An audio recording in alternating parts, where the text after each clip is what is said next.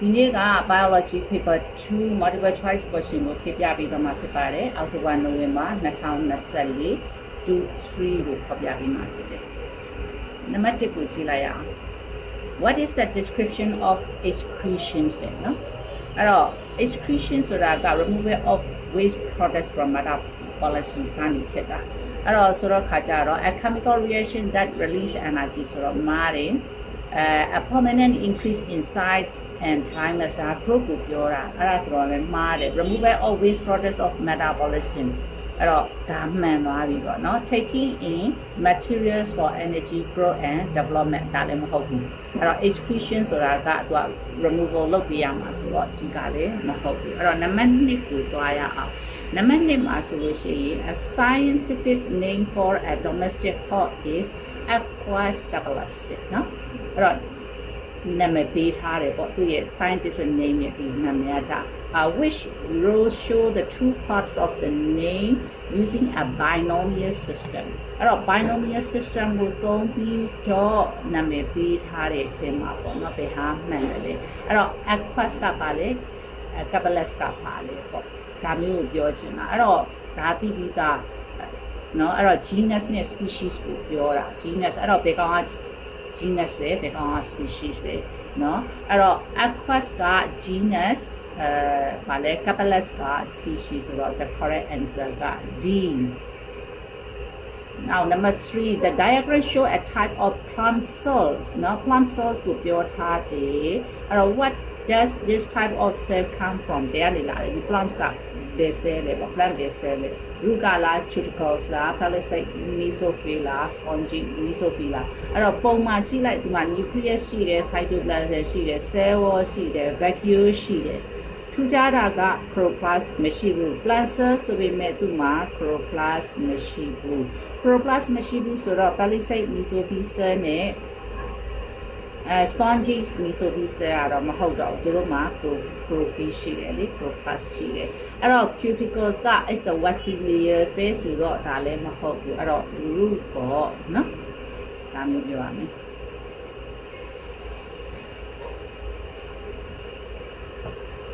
Number 4ကြည့်အောင် What is the formula for calculating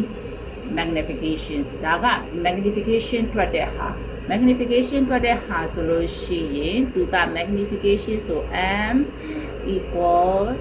image by accurate size ဒီလိုမျိုးသွားရမှာအဲ့တော့သူပေးထားတဲ့ဟာနဲ့ဘာကြိုက်လဲဆိုတော့ခါကြတော့သူက magnification ကိုတွက်မှာဆိုတော့ image size divided by accurate size the correct answer is C Number 5 The diagram requires a substance moving across a cell membrane using energy from respirations. There are energy သုံးပြီးတော့သွားတဲ့ membrane cross ကို moving လုပ်တဲ့ဟာကဘာပဲဖြစ်မလဲဒါကိုစဉ်းစားလိုက်အဖြေရပြီအဲ့တော့ तू ကသွားတဲ့ direction မှာလဲပုံလေးမှာလဲပြထားတယ် cell membrane ကဒီ dot line လေးပေါ့နော်အတွင်းကဒါဆိုလို့ရှိရင် cytoplasm ပေါ့ cytoplasm ကဒါဆိုလို့ရှိရင် inside ပေါ့ဒီဘက်ကအပြင်မှာရှိတယ်အဲ့တော့ substance ကတဲ့ substance လေးကနေတယ်ဒီမှာများတယ်ဆိုတော့ low concentration ဒီကောင်က higher concentration lower concentration to higher concentration ကိုနွားနေတာအဲ့ဒါဆိုရင်ဗာ method ဖြစ်နေတယ်အဖြေကတော့သိနေပြီလို့ထင်ပါတယ်เนาะအဲ့တော့which method of transport does the diagram represent the active transport diffusion evaporation osmosis လားအဲ့တော့ substance ကိုပြောတာဆိုတော့ osmosis ကမဟုတ်တော့ဘူး evaporation no မဟုတ်တော့ diffusion နဲ့ active transport ပါတယ် and using energy သွားတယ် low concentrations to high concentration ကိုသွားတော့ active transport Okay number 6ကိုကြည့်ရအောင် number 6မှာ which food testing reagent show a positive result when is turned from blue to purple အဲ့ဒါကလေ blue to purple ကိုသွားတဲ့နော် positive result ကဒီ food testing မှာလုပ်တဲ့ဟာမှာဘာဖြစ်မလဲအဲ့တော့ purple ကိုပြောင်းသွားတဲ့ကောင်ကဘာဖြစ်မလဲ protein ပေါ့နော်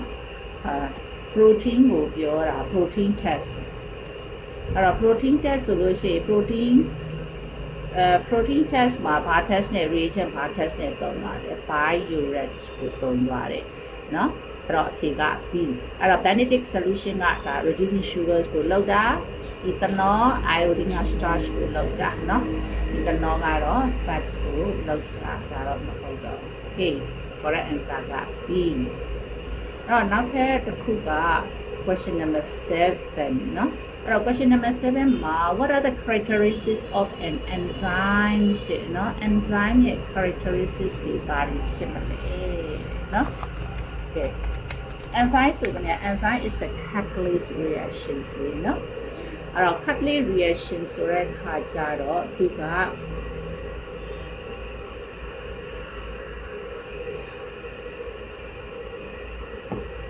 the complementary shape ဖြစ်ရမယ် it is used during the reactions လို့the la made with a protein enzyme is a protein ဆိုတော့ဒီကွာကြည့်လိုက်မယ်ဆို enzyme is a protein yes ဒီနှစ်ခုမှန်တယ်ပေါ့အဲ့တော့ဒီနှစ်ခုက no ဆိုကနေရဒါမားနေပြီအချက်ကိုပြောအဲ့တော့ yes နှစ်ခုမှကြည့်လိုက် it is used during the reactions မှာလုပ်သလားပေါ့နော် no လုပ်ဘူးတဲ့နှစ်ခုဆိုတော့နောက်က active site က is the same shape as the substrate တဲ့ substrate နဲ့သူက active site နဲ့က same shape လို့ပြောထားတယ်ပေါ့နော် same shape လို့ပြောထားတယ်ဆိုတဲ့ကဒါစဉ်းစားရမယ် same shape နဲ့အဲ့တော့ enzyme ကဒီကောင်ကဒီမှာ enzyme ကိုဒီလိုလေးပြောတာရှိတယ်အဲ့တော့သူက substrate ကဒီဘက်ကဒီမှာအဝိုင်းလေးเนาะဒီဘက်က4000လေး4000လေးဆိုလို့ရှိရင်သူကဒီဘက်ကအဝိုင်းလေးဒီမှာ4000ကျတဲ့အကောင်လေးရှိရမယ်ဒီလိုဟာလေးပေါ်တနည်းအားဖြင့်ငါလေးပို့ပြီးတော့ကွဲပြားသွားအောင်ပြပြမယ်တစ်ဖက်ကခေါင်းကအဝိုင်းလေးနောက်တစ်ခုက4000လေးပေါ့ဒီလိုမျိုးလေးရှိရမယ်အဲ့တော့ဒါမျိုးဖြစ်တယ်ဆိုရင်ဒီကောင်ကဘိုင်းလာလုပ်လို့ရတယ်အဲ့တော့ကြည့်လိုက်လေသူက same shape substance နဲ့ active site နဲ့ကတဲ့ same shape ဖြစ်ရမှာလား complementary ဖြစ်ရမယ်လေဟုတ်ပြီလားနော် complementary shape လို့ပဲသူကပြောမှာ complementary shape က same shape မဟုတ်ဘူးဒီမှာကြည့်ပါလားသူရဲ့ဟာနဲ့ active site နဲ့ complementary ဖြစ်ရမယ်လို့ပဲပြောတာ same ကြောင့်မို့လို့ဒီကောင်ကမဟုတ်ဘူး okay နော် same ဆိုရင် no မဟုတ်ဘူးအဲ့တော့ it's used up during the reactions အဲ့တော့ reactions လုပ်နေတဲ့အချိန်မှာပဲသုံးပြုလိုက်တယ်ပေါ့အဲ့တော့မဟုတ်ဘူး enzyme ကသူကreactions လုပ်နေတဲ့အချိန်မှာသုံးတယ်ပြီးလို့အဲ့ဒါ reaction ကတော့ breakdown or build up လုပ်ပြီးသွားပြီဆိုလို့ရှိရင် you can reuse it ပြန်သုံးလို့ရတယ်ဆိုတော့ခါကြ use up လုပ်လိုက်တယ်ဆိုတော့ဒီကောင်က no မဟုတ်ဘူးအဲ့တော့ it's made of protein ဆိုတော့ yes အဲ့တော့ the correct answer က A အဲ့လိုပြောပြရမယ်เนาะနောက်တစ်ခုကကြတော့it's an enzyme နံပါတ် 8 ကကြတော့ an enzyme in potato cell cause oxygen to be produced from the breakdown of hydrogen peroxide အဲ့တော့ qubits of potato tissues were placed in a hydrogen peroxide solution in different temperatures. The number of bubbles of oxygen released per minute was counted at each temperature. The table shows the results. အဲ့တော့ဒီမှာပြောထားတယ် temperatures လောက်ထားတဲ့ temperature က 15, 25, 35, 45, 55 ဆိုထားတယ်အဲ့တော့သူကအဲ့ each temperatures မှာ how many bubbles of oxygen release ဆိုတဲ့ဟာကိုပေါ့ not per minute တစ်မိနစ်မှလို့အဲ့ဒါလောက်ထားတယ်ဆိုတော့အဲ့မှာ96မှာ98 82 36 1 respectively အဲ့လိုမျိုးရှိကြတယ်ပေါ့အဲ့တော့မိခွန်းကြည့်အောင် the results suggest that optimal temperatures for enzyme is between which two values တော့ဒီနှစ်ခုတဲ့ကြားထဲမှာဘာရှိမလဲဆိုတော့ဒီမှာကြည့်လိုက်သူက optimize အမြင့်ဆုံးဘယ်မှာ oxygen အများဆုံးထွက်တယ်လေပေါ့အဲ့တော့ oxygen အများဆုံးထွက်တာကဒီ areas မှာရှိတယ်ပေါ့ဒီမှာကျတော့ကြာသွားတာเนาะ အဲ့တော့သူပေးထားတဲ့အထဲမှာကြည့်ရအောင်15 and 35ဆိုတော့15 and 35 between these two valuesဆိုတော့15 နဲ့35 optimal ကြားထဲမှာ optimal rate ရှိတယ်အဲ့တော့အဲ့မှာနေ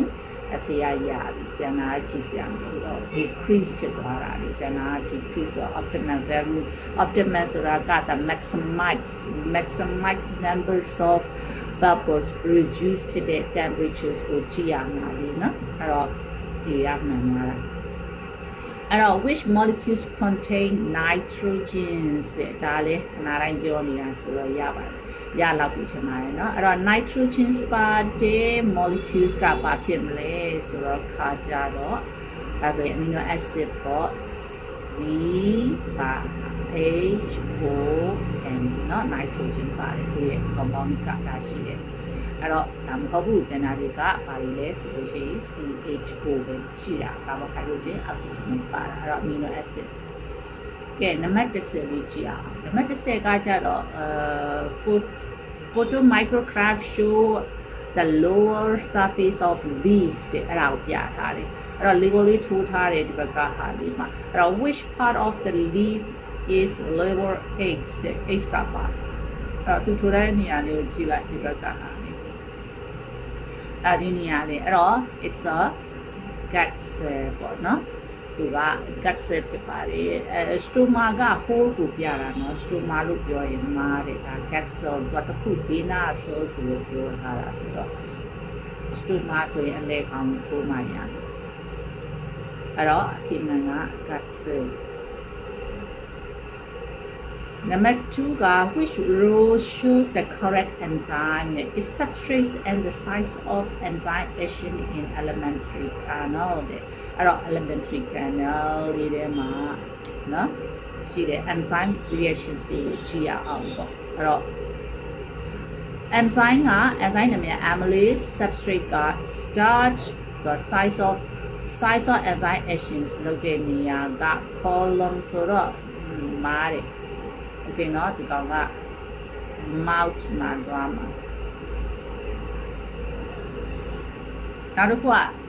lipase fatty acid duodenum ဒါလည်းမားတယ်ဘာဖြစ်လို့လဲဆိုတော့ဒီကောင်က bile ရဲ့ action ကပြုတ်ခွဲတာအဲ့တော့ maltase maltose ileum epithelium ဟုတ်တယ်ဒါမှန်တယ်အဲ့တော့ maltose ကို maltase enzyme က break down လုပ်တာနေရာက small intestine ရဲ့ epithelial cell မှာဖြစ်တာဖြစ်တော့ဒါမှန်သွားပြီပေါ့နော်အဲ့တော့ trypsin protein septic stomach မှာတော့မဟုတ်ဘူးဒီကောင်က stomach မှာလုပ်တာ pepsin trypsin က intestine small intestine မှာလုပ်တာဖြစ်တဲ့အတွက်ဒီကောင်ကမှားတယ်အဲ့တော့ correct answer က C နာမည်နော်အဲ့တော့12ကိုသွားရအောင်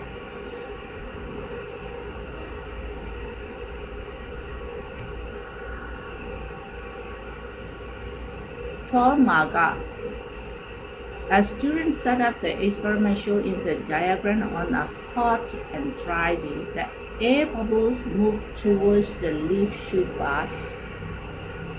30 millimeter in hours alright to the shoot ကိုဒီကောင်ကသွားတယ်ပေါ့30 millimeters သွားတယ်ပေါ့ဒါပြောထားတယ် experiment လုပ်ထားတယ်အဲ့တော့လုပ်တဲ့နေ့မှာသူက hot နဲ့ dry day เนาะအဲ့တော့ transpiration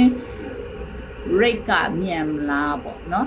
transpiration ကိုဒီကောင်ကပြောပြတာအဲ့တော့ hot နဲ့ dry day မှာဆိုတော့သူက10မိနစ်မှာ30 millimeter တောင်သွားတယ်ဆိုတော့ transpiration rate ကမြန်နေတာပေါ့နော်နောက်တစ်ခုကကြာ the students was သူပေးထားတာက X to predict and explain the result that what has been obtained in a hot and humid day လာပြီနော်အဲ့တော့ hot and humid day နော် humid day ဆိုတော့ humidity များတဲ့နေ့မှာပေါ့ humidity များတဲ့နေ့မှာသူကဘယ်လောက်ထိရွေ့သွားမလဲဆိုတဲ့ဟာကို predict လုပ်ထားတဲ့ဟာပေါ့ဒီဟာမှန်မလဲเนาะ which road is correct distance ကအဲ့တော့တိုးသွားမလားရှည်သွားမလားဒါကိုစဉ်းစားရမယ်အဲ့တော့ humidity လုပ်တဲ့ဆိုရင် transpiration ကနည်းမှာလားများမှာလားဒါကိုစဉ်းစားလိုက်ရင် အဖြေထွက်သွားပြီအဲ့တော့ humidity များတဲ့နေ့ဆိုလို့ရှိရင် rate of transpiration ကကျမယ်မလား rate of transpiration ကျရင်ဒီကောင်ကတူသွားမှာပေါ့ distance ကတူမယ် distance တူမယ်ဆိုတော့15နှစ်ခုထောက်သွားပြီနော်အဲ့တော့အဲ့နှစ်ခုရဲ့ဘယ်ဟာဖြစ်မလဲဒီဟာတွေကတော့မဟုတ်တော့အဲ့တော့ဒီမှာကြည့်အောင် evaporates က more quickly in humid air humid air မှာ more quickly ဖြစ်တယ်ဟုတ်ပါဟုတ်ပြီနော်အဲ့တော့ slowly ပဲသွားမှာပေါ့အဲ့တော့ the correct answer က B ဖြစ်သွားပါတယ်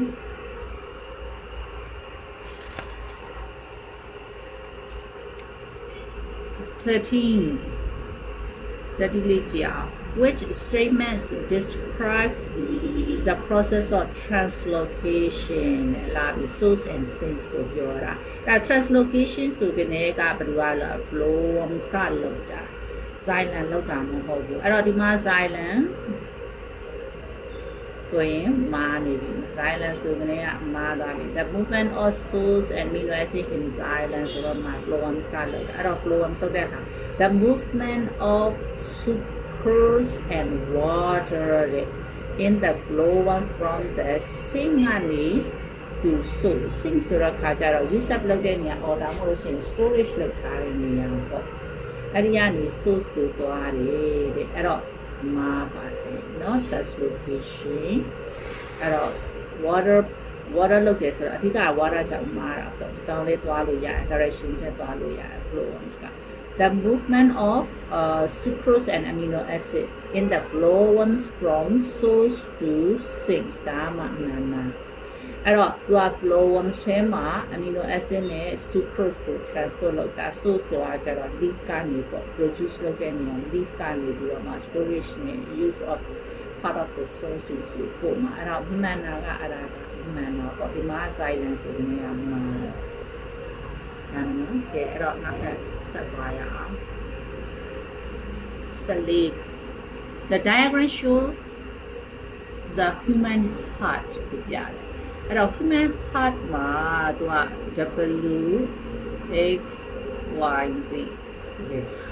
what are semilunar verbs တဲ့အဲ့တော့ semilunar verbs ကပါလေအဲ့တော့ semilunar verbs ကဘယ်နားမှာရှိတာလဲပါနဲ့ပါကို join လုပ်ပေးတာလေဒါကိုသိတယ်ဆိုလို့ရှိရင်ပြောလို့ရမယ်အဲ့တော့ပါလေသူက semilunar verbs က pulmonary artery နဲ့ aorta မှာရှိတဲ့ဒီနေရာလေးကိုပြောချင်တာပေါ့နော် ventricles ကနေ pulmonary artery ဒီကောင်က left ventricles ကနေ aorta ကိုသွားတဲ့နေရာမှာရှိတယ်ညမယ်နော်အဲ့တော့ဒါဆိုလို့ရှိရင် y နဲ့ z ကပါတယ်အဲ့ဒါ AV verbs ဒီကောင်က atrioventricular verbs ဒီကောင်က semilunar verbs နော်အဲ့တော့ what are the semilunar verbs ဆိုတော့ x နဲ့ w နဲ့ x ဆိုတယ် yes which component of the blood transports hormone နော် which component of the blood transport hormones ဆိုတော့ hormone ကဘာနဲ့လုံးလဲ plasma နဲ့ transport လုပ်တာပေါ့ blood ကဘယ် component မှာဖြစ်လဲ plasma platelet က fibrinogen သွားတာ red blood cell က oxygen တွေမှာ white blood cells မှာဟုတ်ပြီ okay နော် plasma နံပါတ်16လေးကြည့်ရအောင် during the process of vaccination what stimulates an immune response ပေါ့နော်ဒီနေရာမှာနည်းနည်းမှားနိုင်တယ်အများစုကတော့ antibody ဆိုပြီးတော့ဖြည့်သွားနိုင်တယ်ပေါ့နော် antibody ဆိုပြီးတော့ဖြည့်သွားနိုင်တယ်တကယ်တော့ antibodies မဟုတ်ဘူးဒီ immune ကို response လုပ်အောင် stimulate လုပ်တဲ့ကောင်က antigen ကလောက်တာနော် antigen ကလောက်တာအဲ့တော့ lymphocyte က produce antibodies လုပ်တဲ့ကောင်WBC ပဲဆိုတော့ဒီကောင်မဟုတ်ဘူးเนาะအဲ့တော့ phagocytes ကလည်း engulf ပဲလောက်တာဒါနဲ့ဘာမှမဆိုင်ဘူးเนาะအဲ့တော့ antigen ဘယ်လိုမှန်သွားတာလဲပေါ့เนาะဒီကောင်ဘာလို့ဒီဟာဘာလို့မဖြစ်ရတာလဲပေါ့ antibodies ဘာလို့မဖြစ်ရတာလဲဆိုတဲ့ဟာလေးကိုနည်းနည်းရှင်းပြမယ်ဒီနေရာမှာဆိုလို့ရှိရင် bacteria ပေါ့ bacteria ရဲ့အပေါ်မှာဒါ surface မှာ antigen လေးတွေရှိတယ်bacteria ဒါ pathogens ပေါ့နော် pathogen ရဲ့ surface membrane မှာ antigen ရှိတယ်အဲ့ဒီ antigen ကနေပြီးတော့မှအဲ့ဒီ antigen ကနေပြီးတော့မှဒီ antibody မှာရှိတဲ့ antigen တွေကိုဒီကောင်ကလာပြီးတော့ stimulate လုပ်တာအဲ့တော့ခါကြတော့ဒီကောင်က antibody ကနေပြီးတော့မှဒီ antigen လေးကဒါ stimulus လုပ်လိုက်တဲ့ခါကျဒီကောင်ကသိသွားသူ့ရဲ့ antigen ကသိပြီးတော့ဒါလေးကိုလာပြီးတော့ဒီကောင်ကဖမ်းတာပေါ့နော်အဲ့လိုမျိုးလုပ်တာအဲ့ဒါကြောင့်မို့လို့ stimulate response ဖြစ်အောင်ဒီက antibody မဟုတ်ဘူး antibody ကဒါကြတော့ memory cell immune ဖြစ်သွားပြီပေါ့နော်အဲ့တော့ immune ဖြစ်သွားပြီဒီကောင်အဲ့ဒါကိုသူ့ကို stimulate လုပ်တာကဒီ antigen ကလုပ်တာအဲ့ဒါကြောင့်မလို့ correct answer က antigen ဖြစ်မှာဒီနေရာလေးတော့ဒါလေးကိုသတိထားပြီးတော့ဖြည့်ပြီးနော်နောက်တစ်ခုကကြတော့ဒီကောင်က17မှာဆိုလို့ရှိရင် muscle responsible for the ventilation of lungs during breathing နဲ့နော် breathing မှာ muscles works which role describe their actions during inspirations of ဒါလေးအရေးကြီးပါတယ်เนาะအဲ့တော့ inspirations လုပ်တဲ့အချိန်မှာသူတို့ဒီ muscles တွေကဘယ်လိုအလုပ်လုပ်တယ်လဲပေါ့ inspiration မှာအဲ့တော့ inspiration မှာဆိုလို့ရှိရင်သိပြီးသား diaphragm muscle က inspiration ဆို diaphragm muscle က contract လုပ်ရမယ်နော် diaphragm muscle contract လုပ်ရမယ် external intercostal muscle contract လုပ်ရမယ်နော်အဲ့ဒါမှသာလျှင်ဒီကောင်က lung space ကကျယ်သွားမယ်volume က increase ဖြစ်လာမှာပေါ့နော် volume က increase ဖြစ်လာ pressure ကကျလာမှာair တွေက enter into the lungs ကိုဖြစ်မှာအဲ့တော့ external intercostal muscle နဲ့ internal intercostal muscle က antagonistic အဲ့တော့ external intercostal muscle က contract ဆိုရင် internal intercostal muscle က relax ဖြစ်ရမယ်အဲ့ဒါကြောင့်မို့လို့ A ကမှန်တယ် A ကမှန်တယ် Okay နော်နောက်တစ်ခုကကြတော့ number 18 which molecule is a product of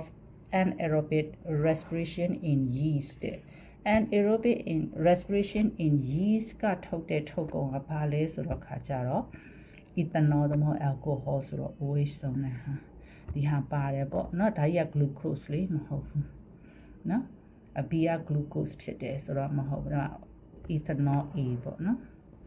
Now,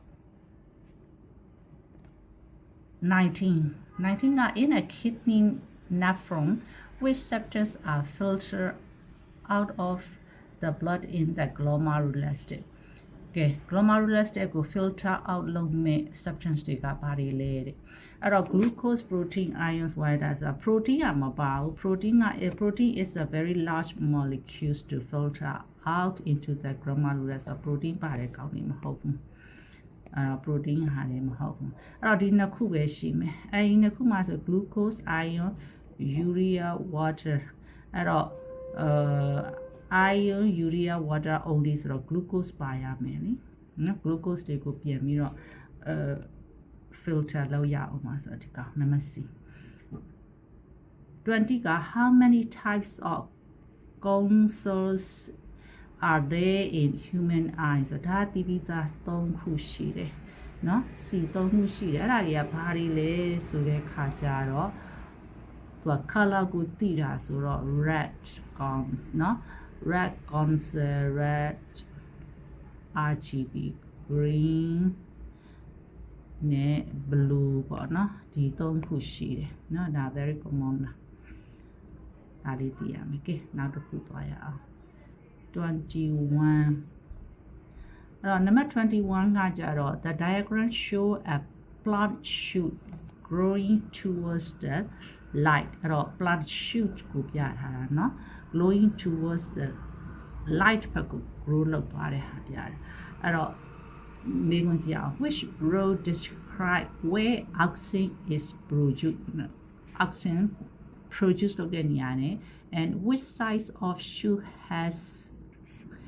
the lowest concentration of auxin နဲ့အဲ့တော့မေကွန်ကနှစ်ပိုင်း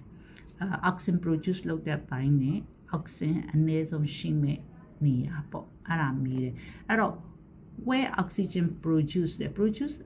shoot ဆိုလို့ရှိရင် oxygen က produce at the tip of the shoot tip of the shoot ဆိုတော့ခါကြဒီနေရာမှာပေါ့အဲ့တော့ K ကမှန်သွားပြီဒါတော့ tip of the shoot ဆိုတော့ဒီကောင်ကမဟုတ်တော့အဲ့တော့ K နှစ်ခုရှိသွားပြီမိကွန်းမှာဒီဟာဟုတ်သွားပြီအဲ့တော့နောက်တစ်ခုကကြတော့ the lowest oxygen concentration ရှိတဲ့နေရာအဲ့တော့ oxygen ရှိမဲ့ညာ oxygen က grow ဖြစ်တဲ့ခါကြလို့ရှိရင် down towards ကိုသွားတယ်ဒါပေမဲ့ down သွားတယ်ဆိုပေမဲ့သူက light ရှိတဲ့ဘက်က oxygen က away from the light မှာ concentrate ဖြစ်တယ်လေအဲ့တော့towards the light ဖက်မှာဆိုလို့ရှိရင် lowest အဖြစ်ဆုံးဖြစ်မယ်ဆိုတော့ L K နဲ့ L ဆိုတော့ B နော်ရမယ်နော်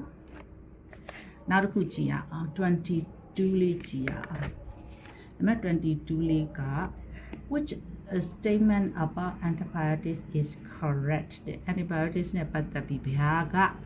မှန်တယ်လဲပေါ့နော်ဘယ်ဟာမှန်တယ်လဲဆိုလို့ရှိရင် antibiotics are produced by memory cell မဟုတ်ဘူးလေ you know အဲ့တော့ antibiotics are used to treat rickets အဲ့တော့ဒါလည်းမှားတယ်နော် antibiotics are used to treat viral infection အဲ့တော့ဒီဟာနဲ့နေမယ်ကွယ်ဒီကောင်ကလည်း viral ပဲဒီကောင်ကလည်း virus ပဲဆိုတော့ဒါမှာအဲ့တော့ antibiotics should only used to where essential အဲ့တော့ဒါမှန်တယ်နော်အဲ့တော့ဘာလို့မှန်တာလဲအဲ့တော့ antibiotics ကိုသူကလိုအပ်မှပဲတောက်ရမှာပေါ့နော်မလိုအပ်ဘဲနဲ့ antibiotics တွေပဲတောက်မယ်ဆိုလို့ရှိရင်ဘာဖြစ်မလဲ drug resistance ဖြစ်မယ်လीနော် drug resistance ဖြစ်တော့ခါကြတော့ဆေးရင်ပါမှုပါရှိလာမှာပေါ့အဲ့တော့မကောင်းဘူးနော်အဲ့တော့အဲ့ဒါကြောင့်မို့လို့ essential ဖြစ်မှာပဲ take only ဖြစ်ရမယ်လို့ပြောချင်တာအဲ့တော့ရပြီနော်22အဲ့တော့22ကပြီးသွားပြီဆိုရင်23လေးကိုကြည့်ရအောင် The diagram show a strawberry plant no which liver part of the plant can only be produced by asexual reproduction တဲ့အဲ့တော့ asexual reproduction လို့လုပ်တဲ့ဆိုကနေကဘယ်ပိုင်းရမှလဲ A B C ဆိုတော့ A က flowers လीเนาะ flower ဆိုတော့ခါကြတော့သူ့မှာ anthers နဲ့ stem မှာရှိမေးကမ်းမိရှိတယ်ဆိုတော့ asexual ဆိုကနေကဒါမဟုတ်တော့အဲ့တော့ leaf က reproduction မလုပ်နိုင်ဘူး fruits ကမလုပ်နိုင်ဘူးအဲ့တော့ဒီမှာ D ဒီကမှန်နေသူကကြတော့ဒီ branch ကနေပြီးတော့မှ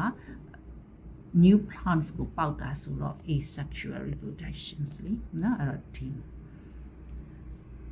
which part of a flower can contain a pollen tube အဲ့တော့ pollen tube ပါတဲ့ကောင်က style ပေါ့နော် style ပေါ့အဲ့တော့ဒီလိုဟာလေးကိုပြောတာလीနော် pollen tube ကဒီထဲမှာပေါက်မှာဆိုတော့ style ပေါ့ okay နောက်တစ်ခုကto avoid extinctions of rare plant species အဲ့တော့ avoid extinction of species botanical garden keep a collection of seed known as seed bank နဲ့ save လုပ်ထားတယ်ပေါ့ keep လုပ်ထားတယ်အဲ့တော့ which condition will prevent this seed germination while they are in storage အဲ့တော့သိမ်းထားတဲ့အချိန်မှာဘယ်ကောင်ကြောင့်မလို့သူတို့က seed germination အပင်တွေမပေါက်သွားအောင်လုပ်တယ်လေပေါ့နော် prevent လုပ်ထားလေဆိုတော့အဲ့တော့ high humidity မဆိုင်ဘူးเนาะအဲ့တော့ high oxygen level ကသူ germinate တောင်ဖြစ်မှာเนาะ prevent လုပ်ထားတာမဖြစ်နိုင် low light intensity germination ဆိုပြီး light ကမလိုအပ်ဘူးအဲ့တော့ low temperature ပေါ့ low temperature ဆိုတော့ lower temperatures လုံးမှာသူက seed တွေက germinate မဖြစ်မှာဘာဖြစ်လို့လဲဆိုတော့ higher seed ထဲမှာ enzyme ရှိတယ်အဲ့ဒီ enzyme ကို stimulate လုပ်မှာက high temperature ကလုပ်မှာပေါ့သူရဲ့ suitable temperature ပြောတာပေါ့အဲ့ဒီ temperature များလာရင်သူက seed ထဲမှာရှိတဲ့ enzyme ကို stimulate သွားလုပ်လိုက်တော့ seed တွေကပေါက်လာ ဟုတ်ပြီနော် germinate ဖြစ်သွားတာအဲ့တော့အဲ့လို germinate မဖြစ်အောင်သူက cold place မှာထားရတယ်လေအဲ့ဒါကြောင့်မလို့ low temperature ကဒါ prevent germination of seed ကိုလုပ်စေတာရမယ်နော် Okay go to the next ကိုသွားရအောင် next က the graph show the changes to the thickness of the lining of uterus during the menstrual cycle တဲ့နော်အဲ့တော့ menstrual cycle မှာသွားအနေထားမှာ uterus တွေဟာပေါ့ဒါပြထားတယ်အဲ့တော့တစ်ခုကဘာပြထားလဲ thickness ဒီဘက်ကသွားတာက thickness of the lining of uterus ဒါက day of menstrual cycle ကဲစပါရပါ Which hormone is responsible for the change to the thickness of lining of uterus shown day 5 နဲ့16အဲ့တော့ day 5ဆိုတော့ဒီနေရာဒါ day 5 day 5နဲ့ day 16ဆိုတော့ဒီနေရာဒီကာလအဲ့တော့ဒီကာလပေါ့ day 16ဒီနေရာပေါ့အဲ့ဒီကာလမှာညီထားမှာရှိတဲ့ကောင်က which hormone is responsible to change for the change to the thickness of lining ဒီချိန်နဲ့ဒီချိန်ဆိုရင်ဘယ် hormone ဖြစ်မလဲတိပိတာပဲလေဒီနေရာမှာက estrogen ဟုတ်ပြီနော်အဲ့တော့follicle stimulate လုပ်တာက FSH ovulation ဖြစ်တာက LH ဆိုတော့ဒီကောင်လေးမဟုတ်ဘူး estrogen ကuterus lining thickness ကိုသူကဒီ early stage မှာလောက်သွားတာနော် late stage မှာ progesterone လောက်တာလေဒီ late stage မှာလောက်တာဆိုတော့ estrogen ပေါ့ okay 20ခုကိုကြည့်ရအောင်20ခုကကြတော့ which hormone concentration are high during pregnancy တဲ့နော် during pregnancy မှာဘယ် hormone တွေ high ဖြစ်မလဲအဲ့တော့ LH ဖြစ်မလား LH က ovulation ဖြစ်သွားရင်ဖြစ်တာဆိုတော့ LH က no ထဲမှာပါရမယ်အဲ့တော့ no ဆိုတော့ LH က no ဆိုတော့ဒီမှာနှစ်ခုရှိတယ်ဒီမှာ no ဟုတ်ပြီနော် estrogen during pregnancy မှာ estrogen ကရတယ် yes okay အဲ့တော့ progesterone က uterus lining thickening မှာအရင်အရေးပါတယ် yes အဲ့တော့ခါကြတော့ဒီကောင်မှန်သွားပြီနော်အဲ့တော့ by which route would an HIV infection not be transmissible okay HIV မကူးနိုင်တဲ့ transmissible not transmissible ဖြစ်တဲ့ကောင် root ကပဲဟာလေ blood transmissible ဖြစ်တယ်ဒါဆိုတော့မဟုတ်ဘူးအဲ့တော့ saliva မဖြစ်ဘူးအဲ့တော့ needle sharing needle က transmit ဖြစ်တာအဲ့တော့ semen transmit ဖြစ်တာဆိုတဲ့ကောင်မဟုတ်ဘူး saliva ကပဲမှန်ပါတယ်okay which description of a human gamete is correct ကဲ human gamete ဆိုကနေကသူကပါတယ် gamete ဆိုကနေက haploid လား diploid လားကြည့်လိုက်လေ gamete က haploid အဲ့မှာတွေကကြည့်လိုက်ရင်เนาะအဲ့တော့ haploid ဆိုတာဒီနှစ်ခုရှိတယ် haploid ဆိုကနေက half number of chromosome ရှိတယ်ဆိုတော့ haploid ဆိုကနေက23အဲ့တော့ဒီမှာ23C ဒါ diploid ကြည့်လေဒီကောင်အဲ့အကြောင်းဒါအကြောင်းမလို့ဒီကောင်မှာအဲ့တော့ which statement about meiosis is correct တဲ့အဲ့တော့ meiosis နဲ့ပတ်သက်ပြီးတော့သူကပါလဲ produce genetically identical ဆိုကနေက meiosis ဒီ sex cells တွေမှာ divisions လောက်တာသူက genetically different သူက genetically different လေ difference ဆိုတော့သူက genetically identical ဆိုတော့ no ပေါ့အဲ့တော့ no အဲ့တော့involved in productions of gamete yes လေဆဲမှာပဲလောက်တာဆိုတော့ C is correct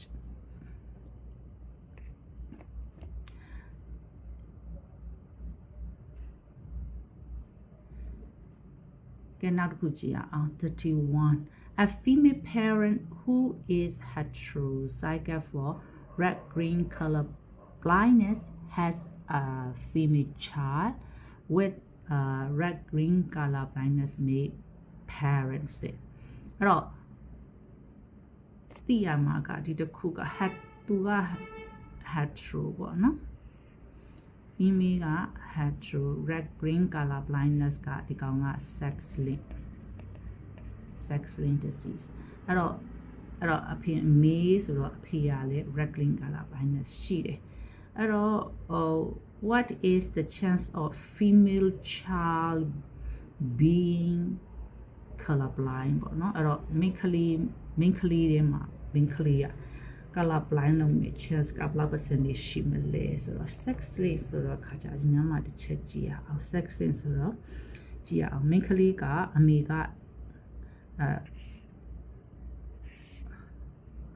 အမေက x အမေဆိုတော့ x exactly ဆိုတော့ x နဲ့သွားမှာပေါ့အမေက hetero okay เนาะ color blind ဆိုတော့အမေက hetero color blind အဲ့တော့အဖေ sorry အဲ့တော့အဖေက x1 အဖေကလည်း color blind ရှိတယ်ဆိုမနေကသူက red green ဆိုတော့ဒီက R နဲ့ပြောလိုက်ဒီနားလေးကိုလည်းသူပါအောင် R ပေါ့ R သူက R ရှိတယ်okay နော်အဲ့တော့သူတို့ cross လုပ်လိုက်တော့ဘာဖြစ်မလဲ XR အ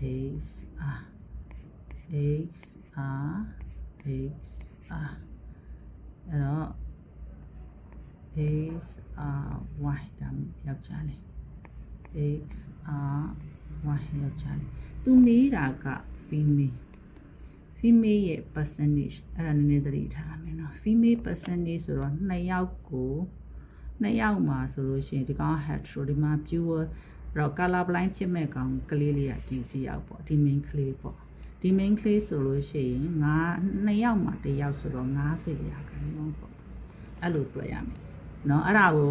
25ရာခိုင်နှုန်းသွားလို့မရဘူး25ရာခိုင်နှုန်းလို့ပြောရင်25ရာခိုင်နှုန်းနဲ့မှားဖြစ်နိုင်တယ်25ရာခိုင်နှုန်းလို့ပြောလို့ရှိရင်ယောက်ျားလေးရောမိန်းကလေးရောပေါင်းပြီးတော့မှ100အတွက်မှာအဲ့ထဲမှာသူကတခု25ရာခိုင်နှုန်းအခုသူမေးတာက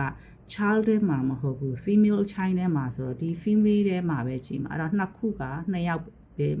female ရှိတော့ဒီကောင်က100 okay နော်100ဆိုတော့100ထဲမှာသူ1ယောက်ကပဲဖြစ်မှာဆိုတော့50ရာခိုင်နှုန်းအဲ့လိုတွေ့ရမယ်ဒါလေးသတိထားရမယ်နော်ဒီကောင်လေးသတိထားရမယ်ဒီကောင်ကိုင်းပတ်မှာဥစား25ရာခိုင်နှုန်းလို့ပဲဖြေနိုင်တယ်ဒါသတိမထားမိဒါလေးသတိထားပြပါနံပါတ်32လေးကိုကြည့်ရအောင်နံပါတ်32က a pure breeding plant smooth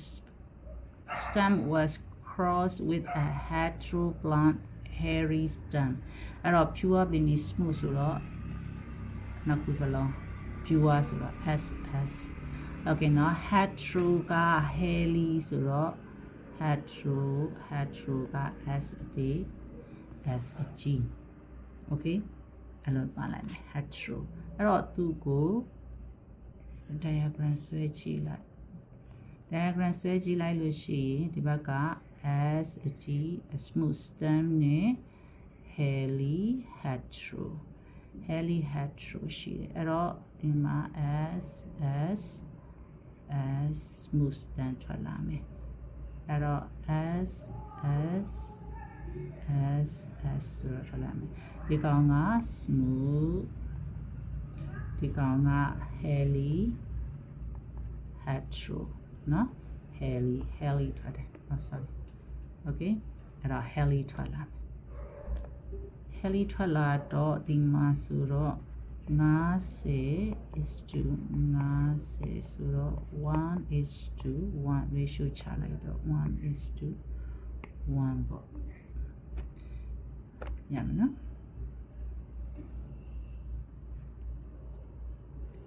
နောက်တစ်ခုကြည့်ရအောင် 33 number 33 which row show the adaptive features of 05 အဲ့တော့ adaptive feature of 05ဆိုကနေကိုကတိပိတာ05ဆိုတာကဒီလိုမျိုး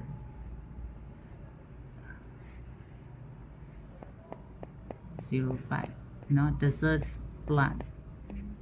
မှာသွားတဲ့ကောင်ဒါမျိုးဒါလေးကိုမျက်စိထဲမှာမြင်ရပြီအဲ့တော့သူတို့တွေမှာ deep root ရှိလား yes because they grow in a desert is a very rare to get a water so that's why they are root very deep to find out water အဲ့တော့ yes deep root ဆို yes ဆိုတော့ yes နှစ်ခုရှိသွားပြီ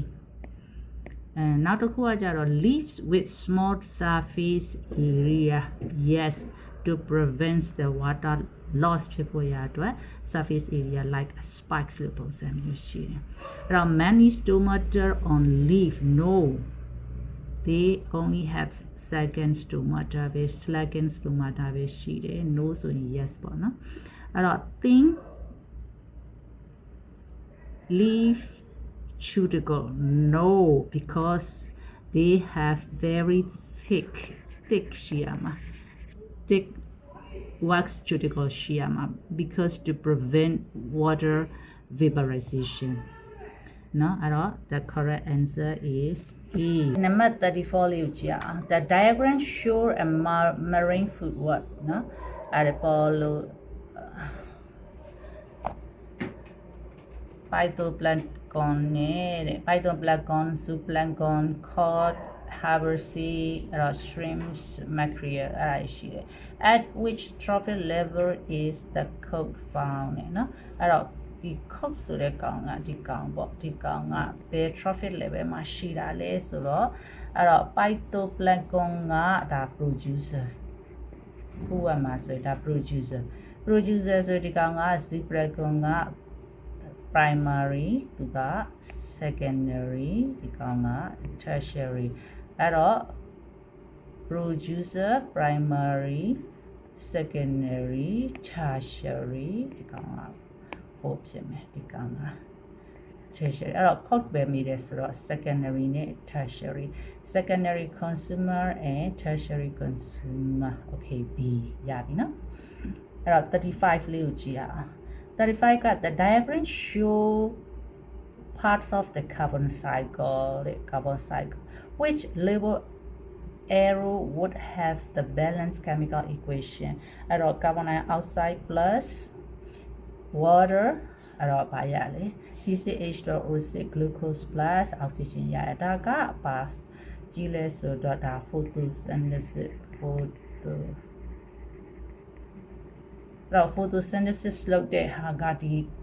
cycle ထဲမှာပဲဟာဖြစ်မလဲ A တွေက carbon dioxide ကိုယူပြီးတော့ oxygen ပြန်ထုတ်တာဆိုတော့ B ပေါ့ photosynthesis လုပ်တာဆိုတော့ A တွေကနေ plant ညမယ်နော် Okay number 36 of which statement explain why there is a lag phase in the population graph တဲ့နော်အဲ့တော့ population graph မှာဆိုလို့ရှိရင် population graph ကဒီလိုပုံစံရှိတယ်အဲ့တော့ဒါပုံစံမှာ population graph အဲ့တော့ lag phase ကဘယ် phase လဲဆိုတော့ကြည့်ရမယ် lag phase ကဒီ phase က LAG lag phase က log phase နော်အဲ့တော့ lag phase မှာနည်းနည်းလေးပဲရှိတဲ့အချိန်ပေါ့ population အနှိမ့်ဆုံးရှိတဲ့အချိန်မှာbuild up the waste products ဖြစ်နေလို့ဆိုတော့အဲ့ဒါမှာအဲ့တော့ the low population site တော့ရေအတွက်ကနေနေသေးတယ်လေအဲ့ဒီကောင်က limits the birth rate ဒါမှန်တာပေါ့အဲ့တော့ the number of bird is equal to the number of death ဆိုတော့ဒီကောင်က stationary ကိုပြောတာမှာ the number of death is greater than the birth ဆိုတာ death rate ကိုပြောတာမှာအဲ့တော့ the correct answer is B Get 37 လေးကိုကြည့်လိုက်စို့ The flow chart describes the process of eutrophication ဒါခဏတိုင်းမေးတယ်နော်အဲ့တော့ step X ရှိတယ် increase the growth of producer အဲ့တော့ increase the decomposition after the death producer ဒီကောင်နေတက်သွားတော့အဲ့တော့ wine ဖြစ်လာမယ်တဲ့အဲ့တော့ death wine ကြောင့်မလို့ death of the organisms in water တဲ့အဲ့တော့ what would be at step X and step Y in the flow chart အဲ့တော့ဘာဖြစ်မလဲဒီကောင်က eutrophication ဖြစ်တယ်ဆိုတာ farms တွေကနေပြီးတော့မှnitrates တွေက enter into the rivers or streams တွေကိုဝင်တဲ့ step ကိုเนาะအဲ့တော့ step ကကြတော့ဘာဖြစ်မလဲဆို decrease the nitrates ဆိုကနေမှာ okay သူက increase nitrate fertilizers တွေထဲမှာ nitrates တွေများတဲ့ကောင်ဖြစ်ရမှာအဲ့တော့ increase in nitrate ion concentration ဒါမှန်တယ်အဲ့တော့နောက်တစ်ခုကကြ decrease nitrate ions ကြောင့်မို့လို့ဒီ producers တွေက growth rate ကမြန်လာတာလေအဲ့တော့မြန်လာ producer တွေတည်သွားရင် decomposers တွေကမြန်လာ decomposers တွေများလာတဲ့အတွက်ကြောင့်မို့လို့ decomposers တွေများလာတဲ့အတွက်ကြောင့်မို့လို့ oxygen ကသူတို့တွေက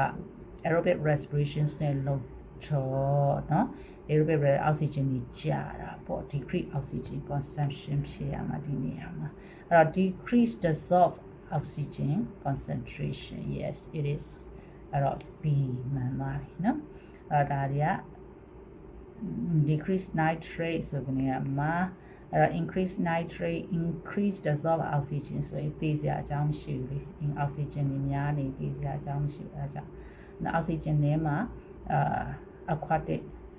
organisms တွေကသိမှာနိအဲ့တော့ B is correct အဲ့တော့ how can fish stock be conserved เนาะအဲ့တော့ငါးတွေမဆုံးရှုံးသွားအောင်ငါးတွေအမြဲတမ်းပေါက်ဖွားနေအောင်ဘယ်လိုလုပ် conserve ထိန်းသိမ်းလဲတဲ့ conservative method ကိုမေးတာအဲ့တော့ close season yes exactly เนาะdecrease the mass size မဆိုင်ဘူး okay ဒါလည်းမဆိုင်ဘူး reduction the production area ဒါတွေမဆိုင် close season ဆိုတဲ့သဘောတရားကဘာကိုပြောတာလဲဆိုတော့ငါးတွေမွေးဖွားတဲ့အချိန် okay ငါးတွေပေါက်တဲ့အချိန်ရှိတယ်အဲ့ဒီအချိန်မှာငါးဖမ်းတာကိုတားမြစ်တာငါးဖမ်းတာကိုတားမြစ်မှာငါးတွေအများကြီးမွေးရမှာနိနော်မွေးမှာအဲ့လိုမျိုးနဲ့မှ stock ကိုထိန်းပြီးသားဖြစ်မှာပေါ့ငါးတွေပွားမှာအဲ့တော့ A is correct okay 39 GR 39မှာ penicillin is produced in a fermenter by growing the fungus penicillin the graph show how the mass of living penicillin fungus and the concentration of penicillin change over time အဲ့တော့ graph လေးကိုတစ်ချက်ကြည့်လိုက်အဲ့တော့ဒီကောင်က time ကိုပြတာအဲ့တော့ mass of living penicillin fungus တွေเนาะအနေထားဒီဘက်ကိုပြောတာ okay အဲ့တော့ mass ကfungus mass ကတက်လာမယ်ဒီမှာကြာအဲ့တော့ဒီအခြေအနေမှာဒီဘက်ကကြတော့ concentration of penicillin က dotted line ကိုပြတယ် concentration အမြင့်ဆုံးကဒီနေရာပေါ့အဲ့တော့ D5 မှာအမြင့်ဆုံးတော့ penicillin ထုတ်တာဟုတ်နော်တော့ penicillin ထုတ်တယ်ဟာ fungus ကနေထုတ်တာကဲအဲ့တော့ when is the best time to collect the penicillin ကဲ penicillin ကိုဘယ်အချိန်မှာကိုက collect လုပ်ဖို့ရအကောင်းဆုံးအချိန်လဲဆိုတော့သူ concentration အများဆုံးအချိန်ကကိုယ့်အတွက်အကောင်းဆုံးအချိန်ပဲအဲ့တော့အများဆုံးအချိန်က D5 အဲ့တော့ at D5 ပေါ့ which enzymes are required to produce human protein using genetic modifications ဒါ bacteria ကနေ plasmid ကနေထုတ်တဲ့ဟာလေเนาะအဲ့ဒါမေးထားတာအဲ့တော့ to cut the bacteria plasmid DNA သုံးဖို့သူ enzyme ပါသုံးလဲပေါ့ဒါ enzyme တွေရေးထားတာDNA ligase enzyme DNA ligase enzyme ဟောတယ် enzyme ကဒီကောင်ကပြန်ထည့်တဲ့အချိန်မှာ stick ဖြစ်အောင်လုပ်တာဆိုတော့ဒီနှစ်ခုမှာအဲ့တော့ restriction enzyme သုံးရမှာဒီမှာ to cut the bacteria plasmid DNA လုပ်ဖို့ရအတွက် restricted enzyme သုံးရမှာမှန်တယ်အဲ့တော့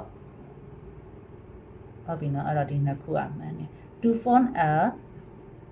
recombinant plasmid အဲ့တော့ recombinant plasmid ဆိုတာကဘိုးဘက်ကနေ human DNA ကနေယူလာတဲ့DNA တစ်ပိုင်းကိုဒီ plasmid ထဲမှာပြန်ပြီးတော့ recombine လုပ်ပြန်လုပ်တာပေါ့အဲ့ဒါလုပ်တဲ့အချိန်မှာသုံးရတာ sticky ဖြစ်အောင်အဲ့လိုကligase DNA ligase ကိုသုံးရမှာမှန်တယ် DNA ligase ကိုသုံးရမှာအဲ့တော့ဒီနှစ်ခုစလုံးက C နဲ့ D ရွေးလို့မရတယ်မှန်တယ်ကဲနောက်ထပ်ဆက်ကြည့် to isolate the DNA making up the human genes ပေါ့အဲ့တော့ human gene ကနေဒီကိုက gene လေးကိုဖြတ်ထုတ်လိုက်တဲ့အချိန်မှာသူကဖြတ်တာပဲဖြစ်တော့ခါကြတော့သူက restricted enzyme ပဲပြန်သုံးရမှာ ligase ကဒီကောင်ကပြန်ထည့်တဲ့အချိန်မှာသုံးတာ okay เนาะအဲ့တော့ C က is correct ကဲဒါကတော့ဒီနေ့ paper 2 2024အောက်တိုဘာနိုဝင်ဘာက variant 2-3 paper ကိုဖော်ပြဖြည့်ပေးထားတာဖြစ်ပါတယ်သိစင်တာရှိတယ်ဆိုလို့ရှိရင် comment မှာတစ်ချက်ကိုမေးလို့ရပါတယ်เนาะ